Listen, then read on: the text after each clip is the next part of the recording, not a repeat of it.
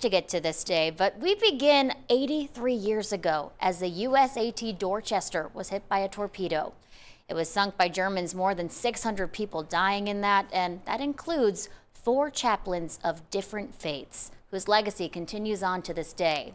Fox 43's Robert Stover has a preview of the event at the York JCC that honors their sacrifice.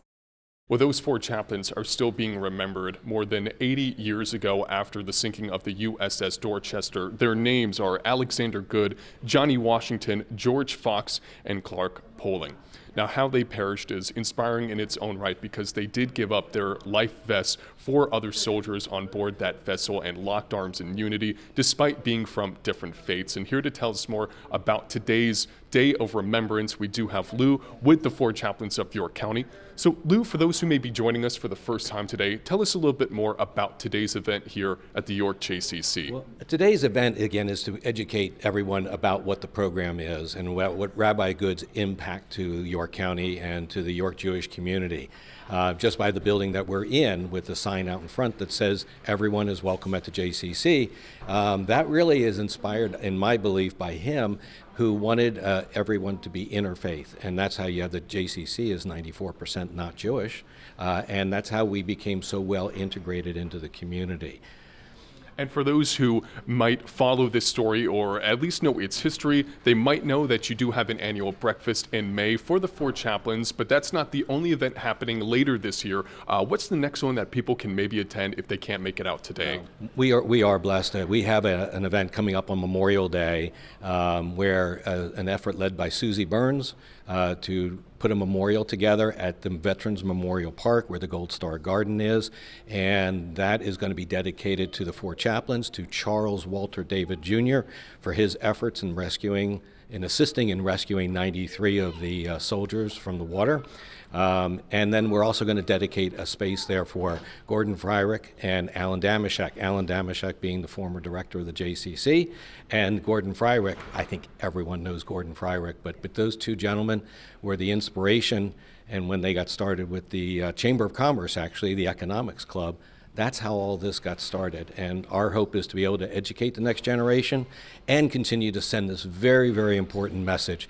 We should all be able to work and pray together.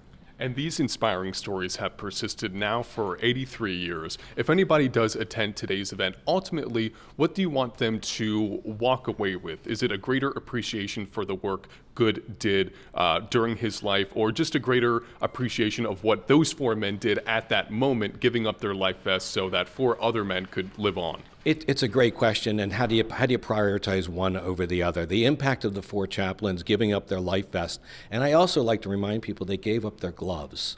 And that was an important part because that's documented through a lot of the storytelling.